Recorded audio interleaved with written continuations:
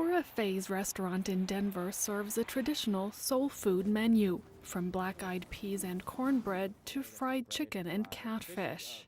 Fish is big in African American cuisine, and that goes way back. In fact, it reflects our heritage as a coastal people, because in West Africa, fish is a very prevalent part of the diet. Then we've also got candy. Adrian Miller's history traces many soul food staples not only to slave culture, but all the way across the Atlantic to African cuisine. Several foods like black-eyed peas, called cowpeas in Africa, okra, watermelon, to some extent something called ground nuts, very similar to peanuts. All of those were native to West Africa. And when African slaves to the Americas couldn't find the ingredients they were used to, they created substitutes. Perfect example is greens. Greens are huge in West African cuisine, and there's a bitter leaf, it's called bitter leaf, that's really popular. So over here, a lot of the soul food greens are bitter greens. Collard, mustard, turnips, to some extent cabbage and kale.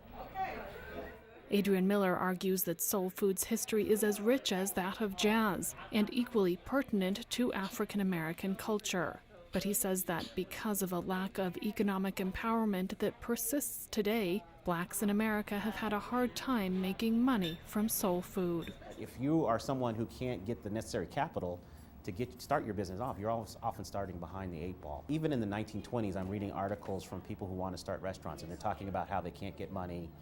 They don't have access to loans, they don't have access to credit, they don't have that family network that could give them a lot of funds to start up their business. And so it just makes it very, very difficult. So has anybody here ever had hibiscus tea? In his year-long book tour across America, Miller has been trying to dispel some of the prejudices that have led to soul food being misunderstood and underappreciated, including the misconception that all soul food is unhealthy.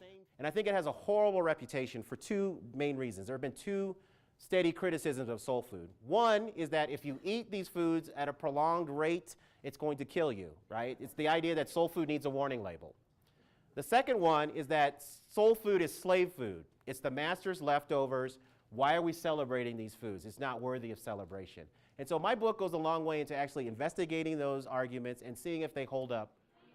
Many of Miller's book signing events are combined with cooking demonstrations, teaching diverse audiences how to make dishes ranging from hibiscus tea to collard greens.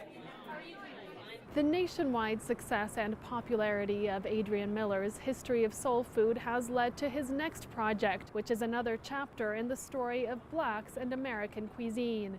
He's writing a book about the long-esteemed history of black chefs in the White House. Mary McCarthy for Telesur, Denver.